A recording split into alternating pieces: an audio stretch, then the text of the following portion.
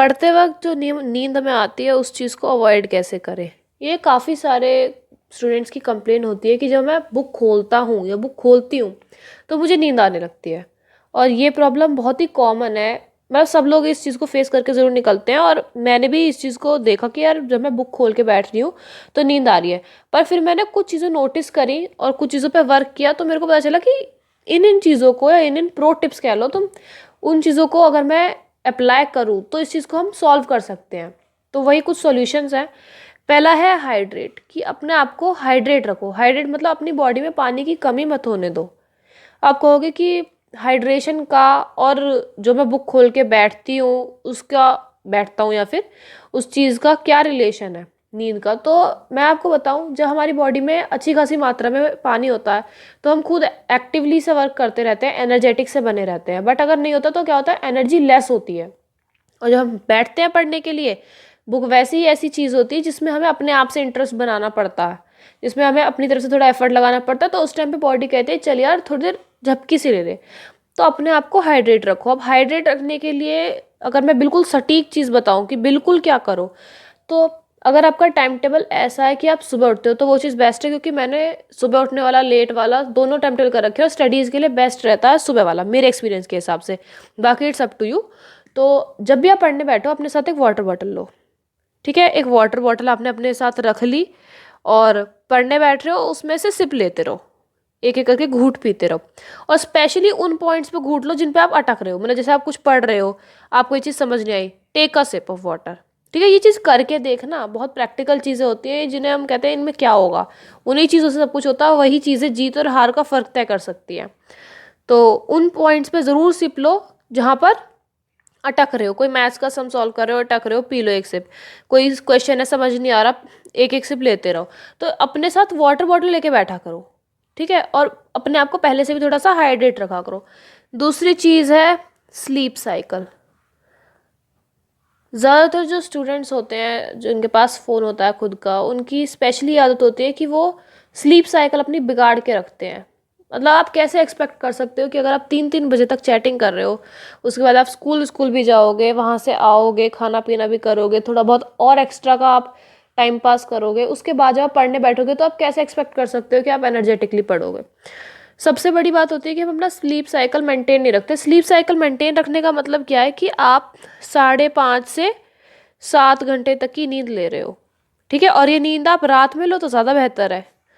और ये जो नींद है इसको ज़्यादातर बच्चे डिस्टर्ब कर देते हैं। फ़ोन, मतलब जो सोने का टाइम है उसमें फ़ोन को घुसा देते हैं, और वहीं पे जो है बॉडी की एनर्जी, बॉडी का जो एफिशिएंसी है, इफेक्टिवनेस है, वो ख़त्म होती चली जाती है। जबकि स्लीप साइकिल डिस्टर्ब होती है, इसका मतलब आपको स्लीप या तो आप एक्सेस में ले रहे हो या फिर आप कमी कर रहे हो स्लीप की। दोनों केसेस ही बेकार है, क्योंकि दोनों केसेस में ही आपके लिए नुकसान ही होना है। अगर आप स्लीप कम ले रहे हो, ज़्यादातर टाइम फ़ोन में लग रहे हो अपनी रात को, तो उससे क्या होगा, जब पढ़ने बैठोगे तो ऑटोमेटिकली वो पॉइंट होगा कि जब आपको लगेगा कि मेरी बॉडी ने जो है आराम नहीं किया है, तो बॉडी खुद से भी आराम करना चाहेगी और वो पॉइंट ढूंढेगी आराम करने के लिए। तो अपना स्लीप साइकिल मेंटेन रखो, बहुत ज़रूरी चीज़ है। जो लोग अपने स्लीप साइकिल को मेंटेन रख लेते हैं ना, कि एक रिदम में इस टाइम पे सो रहे हैं, इस टाइम पे उठ रहे हैं, उनके काम में क्या कहते हैं उसे, एक मैनेजमेंट सी आ जाती है। अपना काम मैनेज कर लेते हैं। जो कन्फ्यूजन हुई रहती है ना, कन्फ्यूजन ऐसी होती है, वो ही रहती है ना, वो उसको सॉर्ट आउट करने में सक्षम हो जाते हैं। तो अपनी स्लीप साइकिल मेंटेन रखना बहुत ज़रूरी है। तीसरी चीज़ है वो यही है, फूड। फूड ये होता है कि जब हम भूखे होते हैं, कभी नोटिस करो कि अगर हम कहीं से आए हैं, भूखे हैं, परेशान हैं, थके हुए हैं, तो हम जल्दी सो जाते हैं। तो हम लेटे और हम तुरंत सो गए।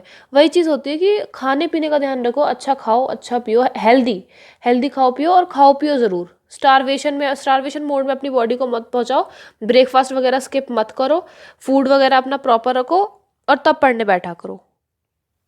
तो अपने फूड का जो है आपको ध्यान रखना है, क्योंकि अगर भूख लगेगी तो उस टाइम पे क्या होगा कि आपको लग रही है भूख, और आपकी बॉडी में एनर्जी उतनी नहीं रहती कि आप एफर्ट लगा सको, आप पढ़ सको।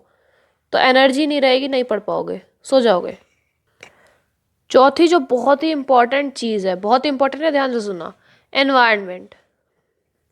इसके लिए एक एग्जांपल देती हूँ। सपोज कि ये एक बंदा है जो चाहता है कि मैं एक्सरसाइज करूँ, इसलिए जाता है जिम में।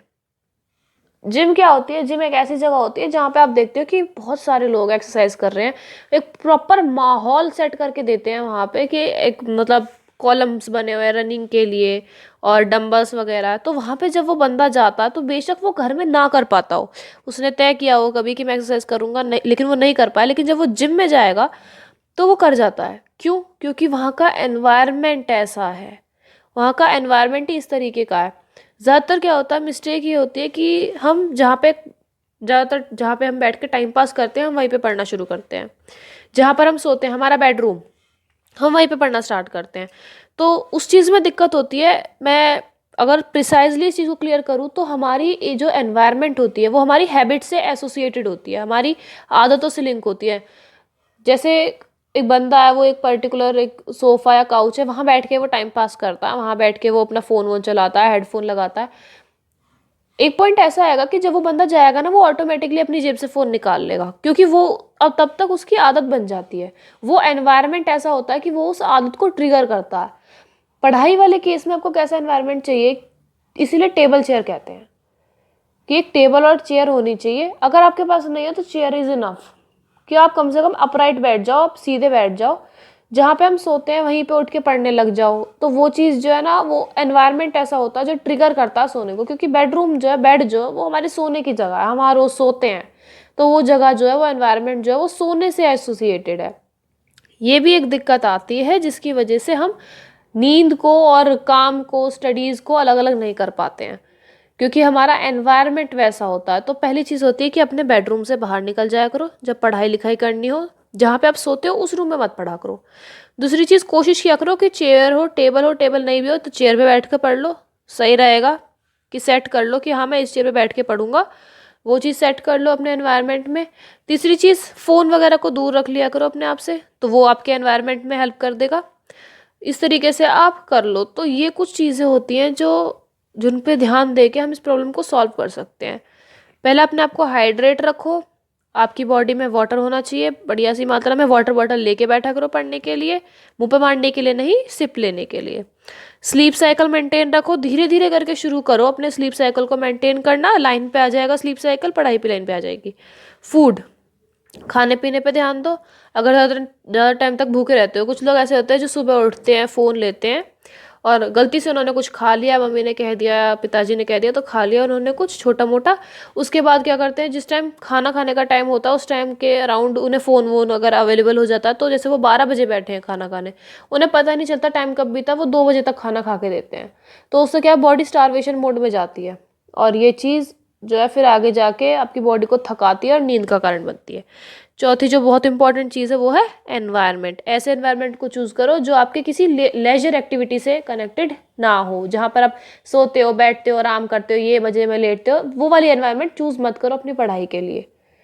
तो ये कुछ स्पेशल चीज़ें हैं जो पक्का काम करेंगी। इन चीज़ों का आप 30 दिन तक तो खुद करके देखो, 30 दिन तक आपको एफर्ट लगाने पड़ेंगे ये चीज़ करने के लिए, इन सारी बातों पर ध्यान देने के लिए, और उसके बाद ये आपकी हैबिट बन जाएगी। और ये हैबिट बहुत ही तकड़ी हैबिट है, इन चीज़ों को आप मेंटेन करोगे तो बहुत सही रहेगा।